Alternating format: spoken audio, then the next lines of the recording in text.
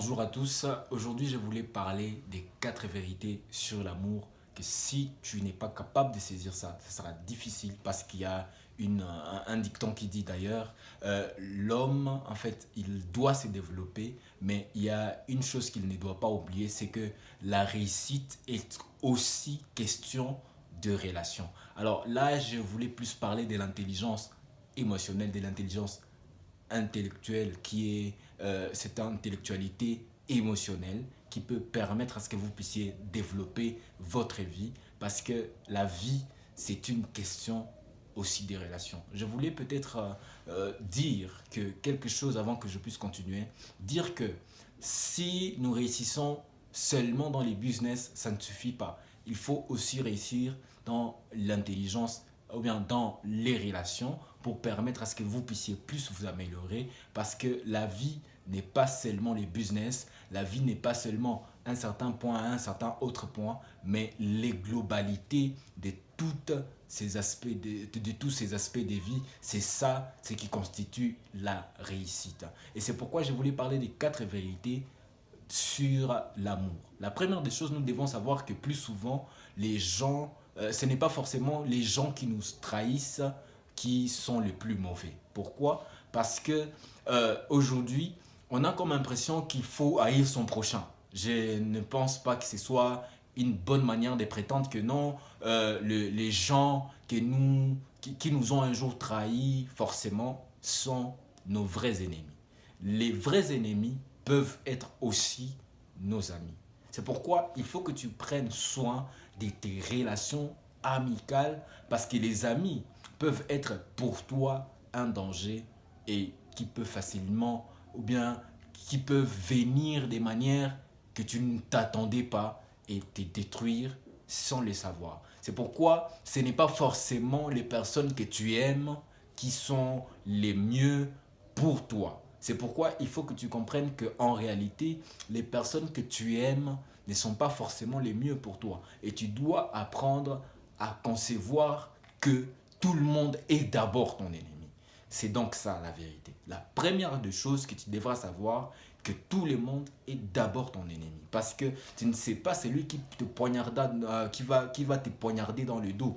Voilà pourquoi s'il y a quelque chose que tu dois faire, c'est impliquer ta vie à trôner sur un besoin, c'est que ta vie n'est pas forcément n'est pas forcément liée à une certaine catégorie des personnes qui sont les mieux placées peut-être. Il faut plutôt considérer les gens tels qu'ils sont parce que la vérité reste que nous puissions regarder même nos ennemis parce que nos ennemis peuvent aussi prendre soin de nous même quand nous ne pouvons pas nous attendre. Mais aussi, la deuxième des choses dont je voulais parler aujourd'hui, je voulais parler que la restriction ou bien le fait de se retirer temporairement dans une relation est une bonne chose. Pourquoi? Parce que ça te permet d'aller te recharger. Regarde, il y a toujours une phrase que j'aime toujours dire aux gens que c'est très dangereux d'avoir eu des relations toxiques dans lesquelles il y a des vampires émotionnels, des gens qui te déchargent de ton énergie. Et c'est toujours bien de commencer à comprendre que si tu veux vraiment évoluer dans ta vie, il te faut avoir un moment où tu vis ou bien que tu vis seul. Une vie où tu te sens que ta solitude est aussi importante. Je voulais dire une chose, que ta solitude est aussi importante comme quand tu es avec les gens. Parce que si tu penses que tu es tellement fort quand tu es avec quelqu'un, cette personne-là peut te détruire en te faisant des choses du mal et tu vas détester l'amour. Pourtant, en soi, l'amour est pur. C'est pourquoi il est très important d'aimer en se retirant. Donc en se retraitant, qu'est-ce que ça peut permettre à ce que vous puissiez avoir une relation très importante. D'ailleurs, je vais donner un exemple simple que nous avons toujours vécu qui peut être plus pratique.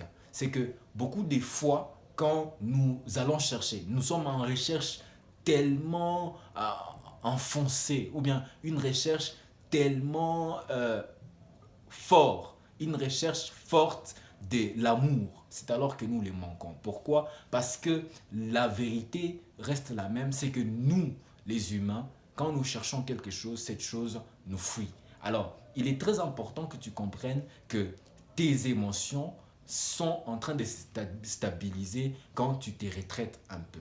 Pourquoi? Parce que le fait de te sentir seul et quand tu seras en public, ça va te permettre d'avoir un certain équilibre et tu te sentiras beaucoup mieux parce que tu n'auras pas peur de rien et tu vas t'investir dans les choses de manière claire.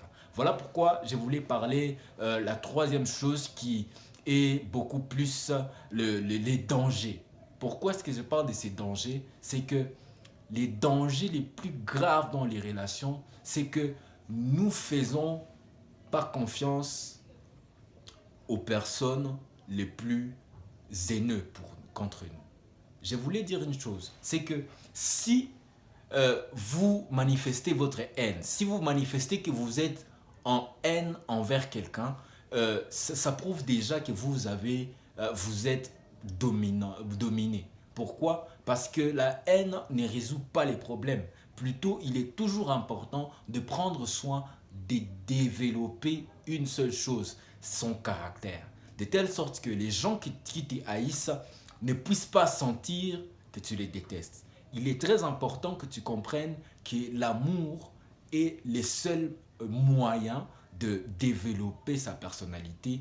Et l'amour pur, c'est lorsque, même si on te déteste, tu puisses avoir la capacité de continuer à aimer. D'où je voulais investir en te disant ceci, qu'il est très important de comprendre que la constance est très importante dans une relation parce que si tu n'as pas de constance, tu vas faire d'une relation à une autre et tu verras que la majorité des gens qui ont détruit la conception réaliste de l'amour au point qu'ils ont proféré l'amour au point d'aller vers les divorces. Et c'est là où je voulais dire quoi. Je ne parle pas forcément dans le mariage, mais je parle aussi dans les cadres sociaux. Et beaucoup de gens se séparent injustement parce qu'ils pensent que non, telle personne est mauvaise. Ce n'est pas forcément vrai. C'est peut-être la pensée de notre mental. Et c'est là que je voulais donner une vérité qui pourra nous aider. C'est juste plutôt vouloir imposer un certain sentiment. Il est très important d'observer ses émotions, d'observer ce que l'on pense, parce que ce que tu penses n'est pas forcément vrai sur une personne.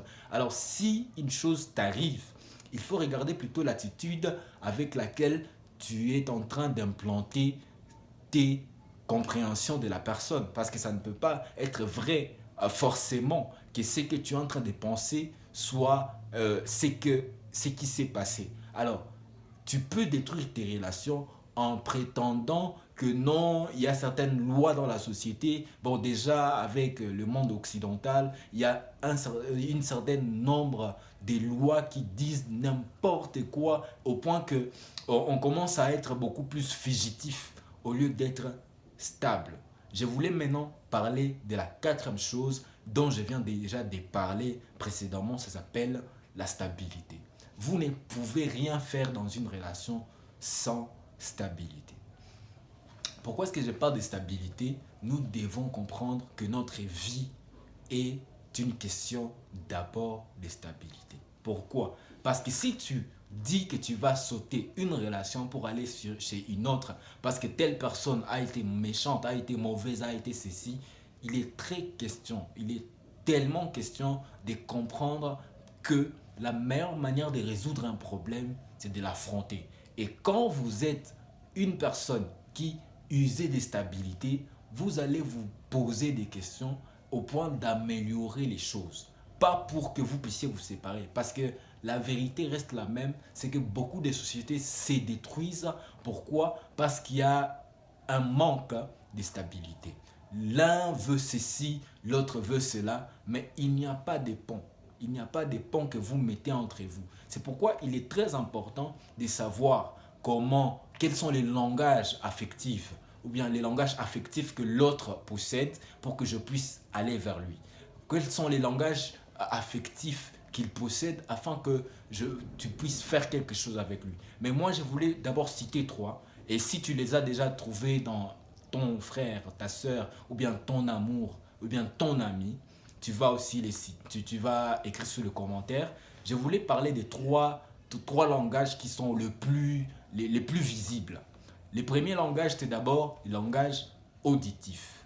Il y a parmi nous les gens qui aiment écouter quand on parle avec eux. Et c'est pourquoi il est très important de bien parler, de parler de manière pudique, de manière à apporter aux autres quelque chose de positif. Et c'est là où je suis en train de vouloir dire que c'est très important que toi et moi, nous puissions développer un sentiment impeccable qui permette à ce que notre langage puisse être clair et honnête. Et c'est pourquoi la deuxième des choses dont je voulais parler, c'est plutôt comprendre qu'il y a aussi des personnes qui ont un langage kinesthésique.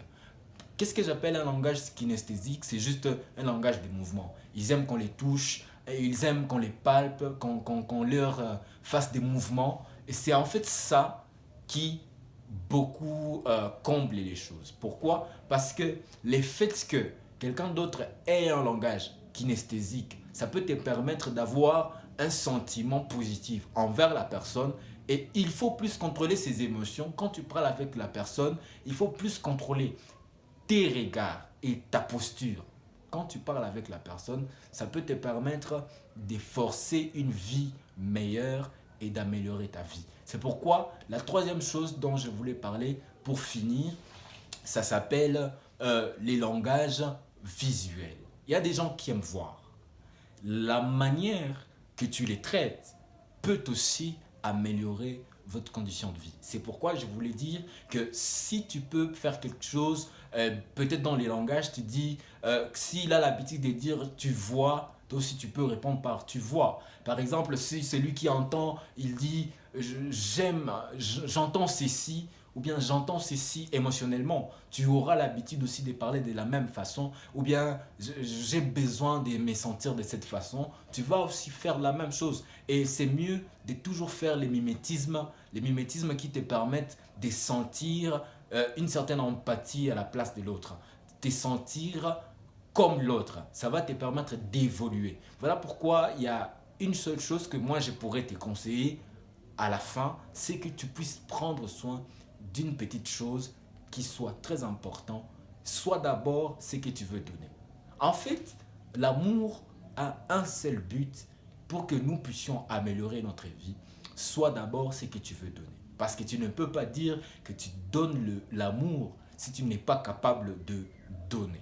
Voilà pourquoi je voudrais que tu développes ta vie, que tu puisses développer ta vie dans les cadres émotionnel, que tu puisses développer ta vie dans les cadres financiers, parce que l'amour demande les finances également, mais aussi que tu puisses développer ta vie dans les cadres aspect global. Parce que si tu ne les fais pas ainsi, c'est très difficile que tu puisses avancer, parce que la vérité reste que nous devons travailler sur notre personnalité quand nous faisons des échanges avec les gens, parce qu'il est impossible de communiquer. C'est pourquoi je voulais dire ceci.